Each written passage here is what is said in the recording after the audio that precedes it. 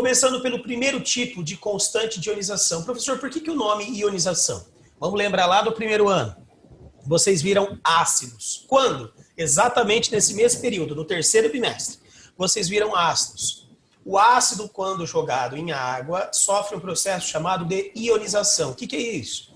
É a quebra entre H+, que é o que o ácido libera, e o restante que sobra da minha molécula. Que aqui, como é uma reação hipotética, eu chamei de X-, tá? Então, o meu ácido aqui é um ácido hipotético HX, jogo ele na água, formo H+, e formo X-. Ponto. Ponto. A partir disso, eu vou gerar uma constante de ionização para o ácido. Essa constante de ionização ela é chamada de Ka. Constante de ionização para o ácido. Como que eu monto essa constante de ionização? Sempre produto sobre reagente. Professor, uma dúvida. Por que você fica colocando esse aqui? Isso aqui é para mostrar para você que ele é aquoso. Ah, mas isso faz diferença? Faz. Vocês vão ver que, por exemplo, para o KC, só entram gasosos e aquosos. Sólido e líquido não entra. Para o KP, só entram gasosos. Aquoso já não entra.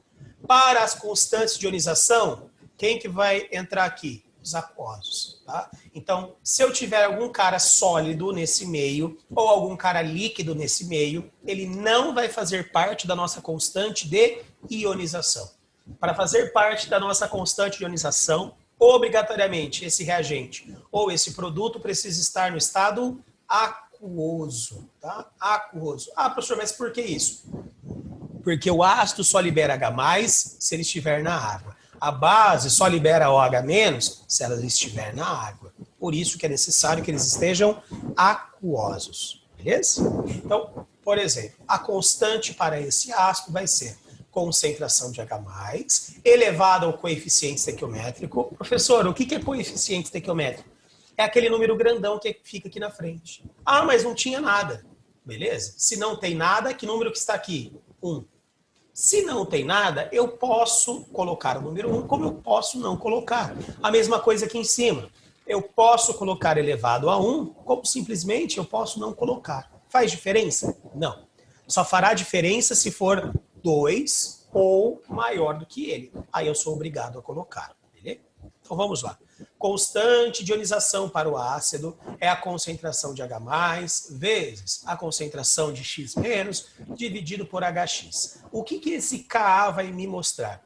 Esse Ka vai me mostrar a força do ácido. Por quê, professor?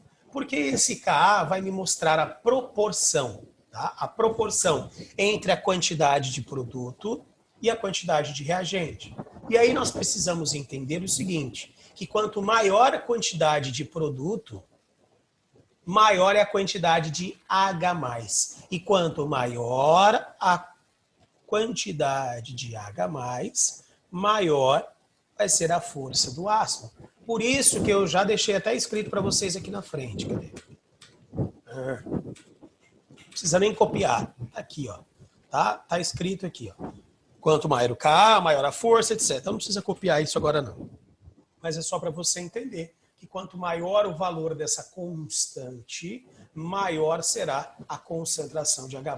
Lá no primeiro ano, você não usava constante para falar de força. Não sei se você se lembra, mas no primeiro ano você utilizava alfa, que é o grau de ionização. Maior ou igual a 50%, forte. Entre 5 e 50, moderado. Abaixo de 5, fraco. Era isso que você utilizava. Porém, aqui no segundo ano, a situação é um pouquinho mais complexa. Nós temos alguns detalhes a mais para incrementar. Então, quando a gente vai falar sobre força, nós vamos falar sobre essa constante. Só retomando mais uma vez, quanto maior a constante, mais produto eu tenho em relação ao reagente, logo mais H+ está sendo liberado, consequentemente, mais ácida é a solução. O problema é que nem sempre os ácidos utilizados são simples assim. Como assim, professor? Simples. Nem sempre os ácidos utilizados, ele tem apenas um H+. Muitas vezes os ácidos utilizados apresentam 2 ou mais H+. Ah, e daí, professor? E daí que isso vai influenciar a nossa constante de ionização. Por que que isso vai influenciar? Porque é o seguinte, vamos relembrar lá. Quando você tem um ácido que a gente chama de... Ué, o seu compartilhamento está pausado? Vocês não estão vendo que eu estou compartilhando? Estamos sim, professor, estamos vendo sim. Ué, mas bugou?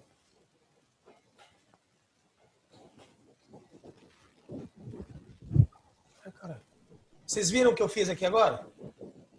Sim, estamos vendo. Sim. Estamos vendo. Então é o Zoom que está chapado. Voltando para cá. Quando nós temos ácidos, né, que liberam 2 ou mais H+, nós chamamos eles de ácidos polipróticos, ou também chamados de poliácidos. O que acontece aqui com os poliácidos? Esses ácidos, como eles vão liberar? Tá? Como eles vão liberar 2, tá, ou mais H+, nós teremos obrigatoriamente que montar as suas ionizações de maneira separada. Vocês viram isso lá no primeiro ano ou no terceiro bimestre, tá? Ionização para cada ácido. Como assim, professor? Ó, eu peguei um ácido importante aqui, chamado de ácido fosfórico. O ácido fosfórico é aquele ácido que tem em altas concentrações nos refrigerantes, tipo cola, Coca-Cola, Pepsi, Tropicola, Ice Cola e etc., que causa osteoporose, causa desgaste dos dentes, porque ele remove o cálcio do seu organismo. Isso é extremamente prejudicial. Esse ácido fosfórico, ele é um ácido que tem 3H+. Ó. O que vai acontecer com ele? Ele vai liberar um hidrogênio de cada vez. Um hidrogênio de cada vez. Tanto é que essas são as nossas ionizações parciais. Ionização parcial. O que é isso? Um hidrogênio sai por vez. É assim que acontece na natureza. Então, ácido fosfórico jogado em água vai liberar o H+, Ploft. Saiu um hidrogênio daqui. Era H3PO4, o que vira? H2PO4. Porém, quando o hidrogênio sai, ele leva uma carga positiva. Então, o que ele deixa para trás? Uma carga negativa. Ponto.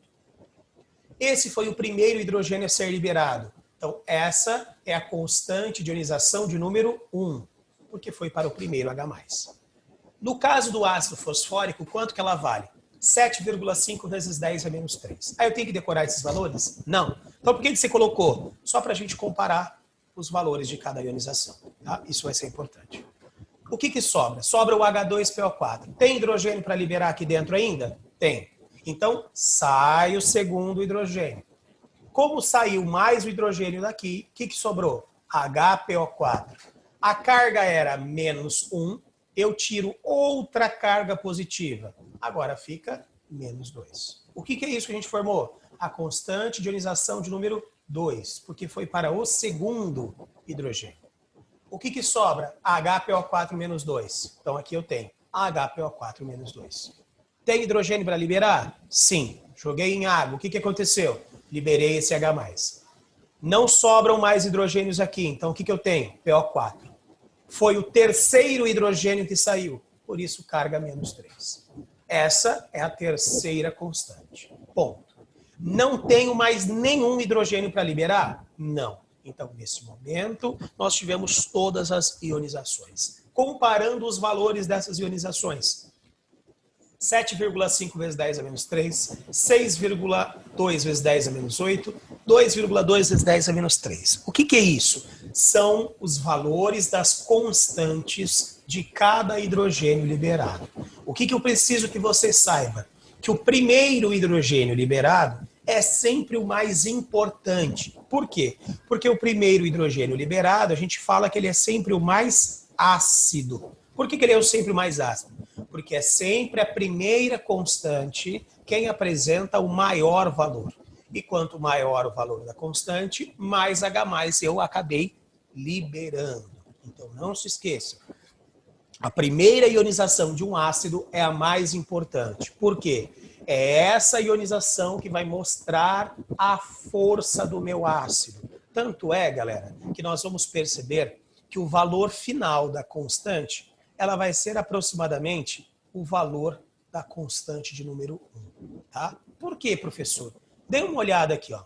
10 a menos 3. Qual que é a constante 2? 10 a menos 8. Qual que é a constante 3? 10 a menos 13.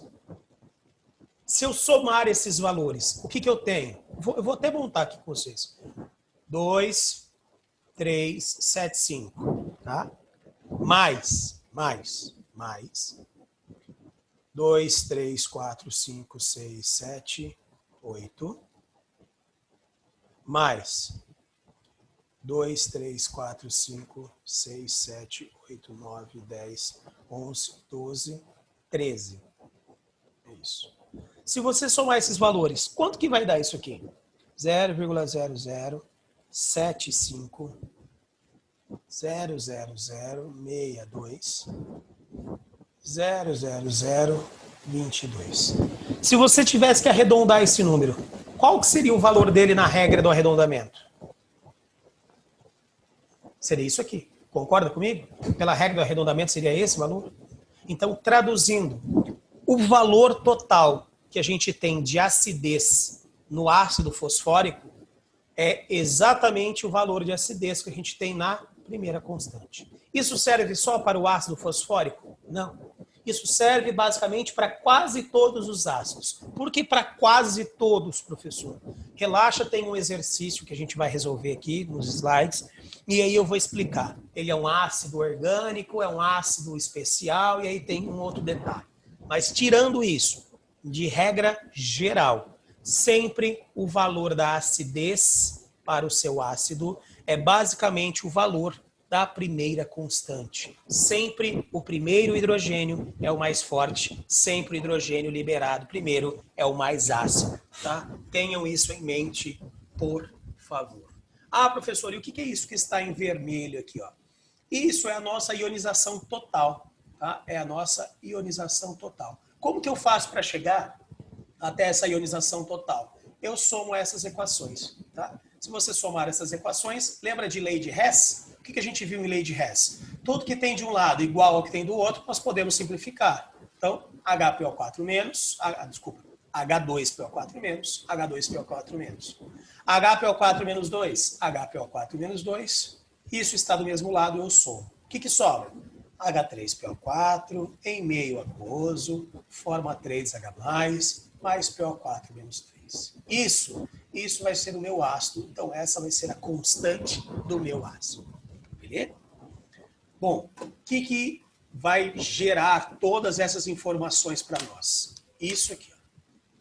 Isso aqui. Tá? Isso aqui. Guardem essa fórmula para mim, por favor. Ka, tá? É o valor do K1 vezes K2 vezes K3. Por que eu posso afirmar isso? Eu peguei aqui, ó. Eu peguei o equilíbrio número 1, peguei o equilíbrio 2 e peguei o equilíbrio 3. Se você multiplicar esses equilíbrios, você chega até a equação da constante total. Quer ver? Vamos ter certeza disso. Volta lá. O que é a primeira ionização? H+ vezes H2PO4 menos sobre H3PO4. Afinal de contas, é produto sobre reagente. O que eu tenho? H+ vezes H2PO4 menos sobre H3PO4. O que é a segunda?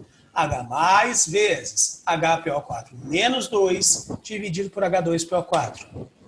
H+ vezes HPO4 menos 2 dividido por H2PO4. Terceira, H+ vezes PO4 menos 3 dividido por HPO4.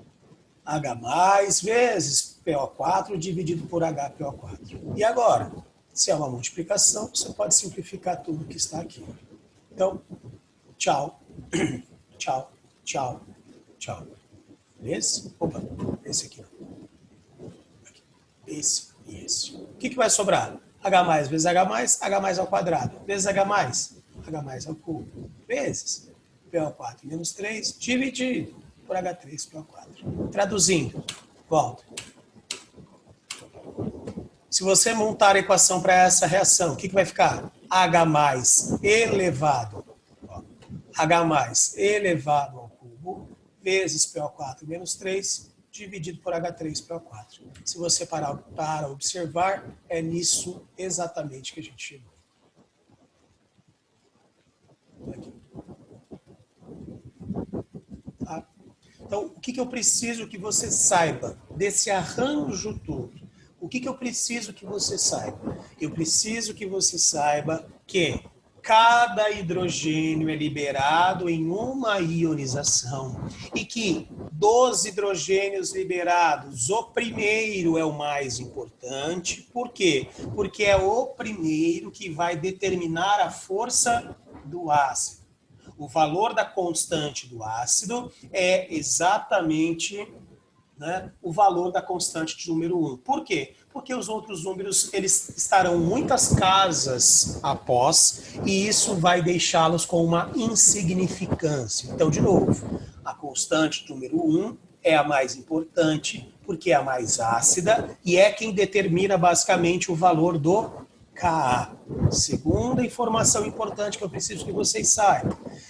Quanto maior for o valor do Ka, maior vai ser a força do ácido. Por quê, professor? Quanto maior for o valor do Ka, maior vai ser a força do ácido. Porque quanto maior o valor do Ka, significa dizer que maior é a concentração do H+. Pode até anotar aqui embaixo, se quiser. Maior vai ser a concentração do H+. E quanto maior a concentração do H+, maior vai ser a acidez que eu tenho na solução. Por isso, maior é a força. Beleza? Deveríamos parar aqui, ó. Deveríamos parar aqui. Porém, as provas podem trazer algo diferente para vocês. Que ao invés de Ka, que é a constante de ionização do ácido, ele pode trazer isso, ó, pKa. Quem que gosta de fazer isso? O PAS. O PAS. Só lembrando, e só um detalhe para vocês, que a partir do terceiro bimestre, ou seja, a partir desse conteúdo, equilíbrio químico, ele não irá aparecer no PAS 2, ele irá aparecer no PAS 3. Então, de novo, os conteúdos trabalhados no terceiro bimestre e os conteúdos trabalhados no quarto bimestre não aparecem no PAS 2. Aparecem no PAS 3, ok? Então não adianta estudar isso aqui para o PAS 2, porque não cai. Beleza? Voltando. O que acontece? Prova do PAS 3, prova de vestibular, Enem. O que ele gosta de colocar? pKa para você. Ah, professor, mas o que é o pKa? O pKa vai ser o menos log de K. Como assim? Ó, aqui na química, esse Pzinho vai significar para nós potencial. E potencial para nós, matematicamente falando, significa menos log na base 10. Ah, professor, eu vou ter que trabalhar com log? Vai.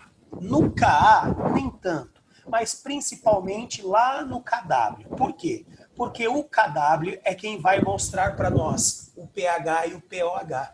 Tá? E aquele Pzinho do pOH e o Pzinho do pH são exatamente esse Pzinho, que é do potencial. Ok? Quem que inventou isso? Sorensen. Por que ele inventou isso? Porque eles estavam trabalhando com, né, concentração de H+, e aí era um valor muito pequeno. Ele resolveu arranjar um truque matemático para deixar esse valor muito pequeno, 8, 10 casas após a vírgula, em um número grandão. Né? Em um número grandão. Ou seja, uma casa diferente de zero antes da vírgula. Como que ele fez isso? Aplicando o log. E aí, quando a gente aplica esse log, nós aumentamos o valor consideravelmente. Então, por exemplo, o Ka vale 10 a menos 5, por exemplo. Quanto que vai ser o valor do pK? Nós vamos ver que o valor do pK vai ser 5. Então, eu estou falando de um número que era assim, ó. 1, 2, 3, 4, 5. Opa. Isso aqui é o ácido 7. Eu estou falando de um número que era assim. Ele era isso. Eu transformei esse número nisso aqui. Por isso que ele foi tão importante. Deixo de trabalhar com valores pititiquinhos e passo a trabalhar com valores grandões. Tá? Só tem um problema. E eu preciso que vocês saibam que o menos log ou o potencial, ele é uma função inversa. Anotem isso aí. O menos log é uma função inversa. Como assim, professor, é uma função inversa? Quanto maior for este valor, menor será o resultado. Tá? Essa é a nossa função inversa. Quanto maior o valor do KA, menor será o valor do PKA. E vice-versa, óbvio. Porque se eu diminuir o KA, eu aumento o PKA. Por isso que as provas gostam de cobrar esse cara. Por quê? Porque ele é exatamente o inverso ao KA. PKA e KA são inversos. Ó. O que as provas gostam de fazer? As provas gostam de colocar o valor do PKA e pedir para você determinar quem é o mais ácido, quem é o mais básico. Né? Isso vai exatamente no sentido contrário ao que se ele tivesse fornecido para nós o valor do KA. Então fiquem muito, muito atentos quanto a isso. 90% das questões trabalham com KA. Eles vão falar de força, eles falam de KA. Vão falar de acidez, eles falam de KA. Os outros 10% trabalham com PKA, justamente para tentar bugar a tua mente, justamente para tentar travar a sua mente na hora da prova. Então, eu preciso que vocês saibam essa relação aqui. Quanto maior a constante de ionização de um ácido, maior é a força desse ácido e, consequentemente, menor é o pKa desse ácido. Professor, você não vai me ensinar a calcular isso aqui agora? Não, não vou. Por quê? Porque nós vamos entrar em pH e pOH daqui umas 2 semanas e aí vocês vão ver que o cálculo com esta equação ele vai ser feito tá? Lá no pH e no pOH. Aí você vai pegar o jeito, pegou o jeito, posteriormente nós vamos fazer conta aí para transformar o Ka em pKa. Tá? Fique tranquilo, não estou pulando nada, só estou colocando na ordem correta para a gente trabalhar. Entendeu?